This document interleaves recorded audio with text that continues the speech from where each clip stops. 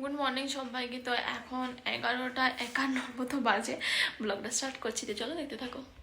আজ এপ্রিল মাসের 11 তারিখ। তো আজকে আমরা বেরোচ্ছি, একটা জায়গা যাব, তার জন্য বেরোচ্ছি। এই যে রেডি সেডি হয়ে নিয়েছি, এখন এইখানের লাগেজ থেকে যেগুলো সব রেডি করছি।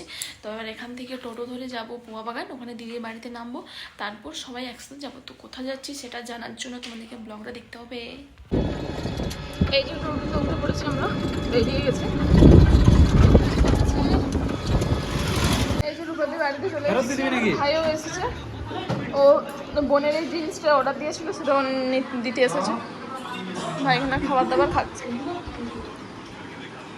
এখানে পরোটা বানানো হয়েছে, এসব নিয়ে যাওয়া হবে। রয়েছে চিকেন, আর এখানে এটা আলু সবজি, সবজি, ওটা হচ্ছে ডাল। তো এইসবগুলো নিয়ে যাওয়া হবে। এখানে শুয়ে পড়েছে, কারণ জ্বর এসেছে কালকের থেকে। এবারই একজন কাশি দিচ্ছে। কেনে আসি দিচ্ছি, তুমি ওষুধ দিচ্ছি।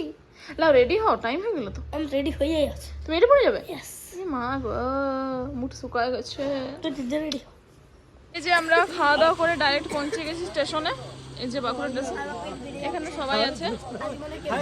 বুড়ি খুশি, ওই খুশি কিনা তো হালকা অনেক খুশি, এই টাকা দেওয়া চলছে। তো আমরা স্টেশনের মধ্যে চলে এসেছি, যে দেরি হয়ে গেছে, সবাই এখানে আছে। তো এখনো টাইম আছে ট্রেনের জন্য কিছুটা। চা খাবে নাকি? এই যে সবার চা কফি খাওয়া চলছে। সরি, তোমার শেষ হয়ে গেছে? দিদি ভাই দেখুন নামানো আছে। তো এখন 5:12 মতো বাজে, 5:30টার সময় ট্রেন। যখন ব্লগের মা কাশি হয় তখন কাশি হয়, তুমি কাশি বানানো বানাও, এই একটা বানাও, ভালো হবে। ওইটা বানাবো আমরা হোটেলে গিয়ে। হ্যাঁ, তো তুমি হবে মোটা ভাবে, মোটা ভাবে, মোটা ভাবে, মোটা ভাবে।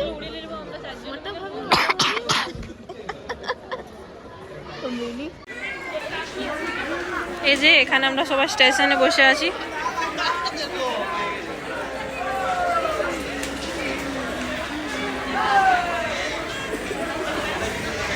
তো এখন 5:30 মতো বাজে, এখনো ট্রেন আসার কোনো নাম নেই। এখানে সব আমরা দাঁড়িয়ে রয়েছি। This is Bankura railway station. এই যে আমরা সব ট্রেনে উঠে পড়েছি, সব বসে পড়েছি। এই যে খাওয়া দাওয়া শুরু হয়ে গেছে।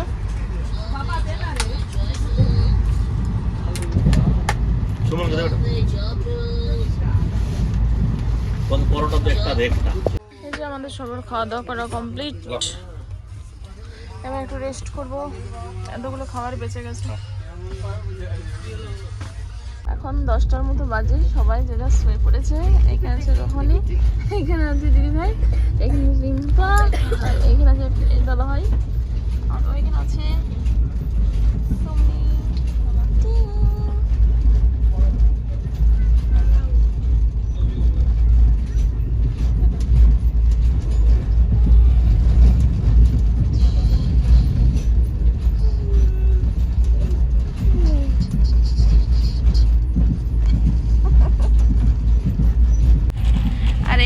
আমি। কি করছো? কেমন লাগছে বল?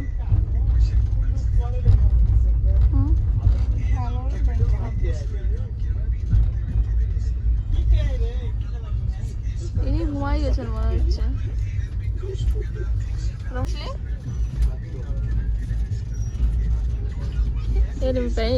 কেমন ঘুরি বলতে দেখ, রোহন এদিকে আর ওদিকে। আমরা স্টেশন চলে এসেছি, সব মেম্বার উঠে গেছে। প্রভু শ্রী রাম জগন্নাথ প্রেম।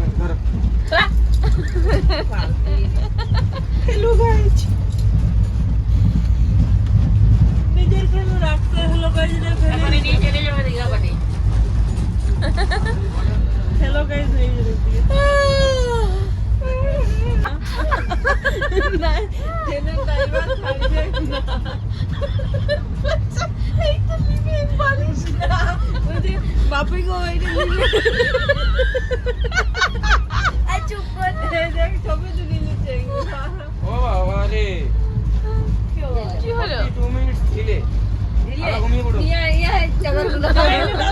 তুলো টাইমে আর তেইশটা 12 পাগল করে দিয়েছি এরা না লঞ্চ ব্যাগ নিয়ে কেমন দাঁড়াইছে দেখো হোটেলে ঢুকি যাও যায় মোদিজিও আসছে কালকে আপনার সঙ্গে দেখা করতে এটা সোজা হয়ে দাঁড়া ওই তেঙ্গে তেঙ্গে গানটা ওইখানে আমি স্কুল হয়েছিল এই যে আমরা সব রেডি এবার নামবো তারপরে নেমে গিয়ে দেখা হচ্ছে এইদিকে নেমে গেছি This is দীঘা স্টেশন রে সোরা আমরা নেমে পড়েছি এই যে সবাই আছে পিছনে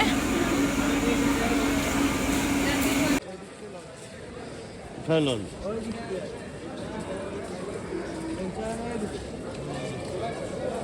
এইখানে লঞ্চে চালিয়ে দেখি তো আমরা এখানে বাইরে চলে এসেছি তো এবার এখান থেকে একটা টোটো ধরবো 100 টাকা টাকা কাছের তারপর যাবো নিউ দীঘা আমরা এখান থেকে টোটো বুক করে নিয়েছি তো এবার আমরা এখান থেকে আজ জনম হোটেলের জন্য বেরিয়ে যাচ্ছি এই যে হোটেল আমাদের তো ওনার দাদারা ভিতরে গেল কথা বলার জন্য তো দাদার গেছে ভিতরে কথা বলার জন্য তো আমরা এখন এখানে লাগেজ নিয়ে দাঁড়িয়ে রয়েছি এই যে হচ্ছে হোটেলটা সো বিউটিফুল হোটেলটা খুবই সুন্দর বাইরে দিক দিয়ে তো এই যে আমরা ভিতরে যাচ্ছি এই যে হোটেলের ভিতরটা রিসেপশন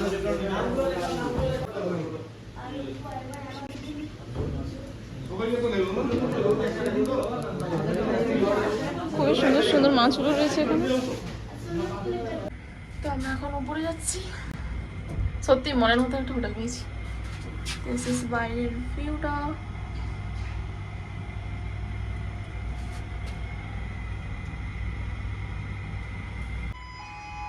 বেরিয়ে গেছি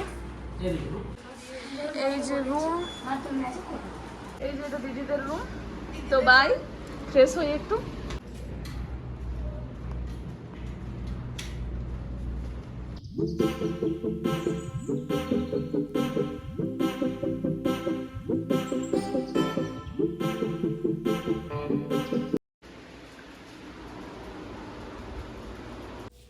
তো আজকের ব্লগটা এই পর্যন্ত যদি কিছু ভালো লাগে তো প্লিজ আমার চ্যানেলকে সাবস্ক্রাইব করে দিন লাইক করে দিন শেয়ার করে দেখো আপনার নেক্সট ব্লগে তো তোমরা দীঘার ব্লগগুলো দেখার জন্যে রেডি থাকো তো টাটা।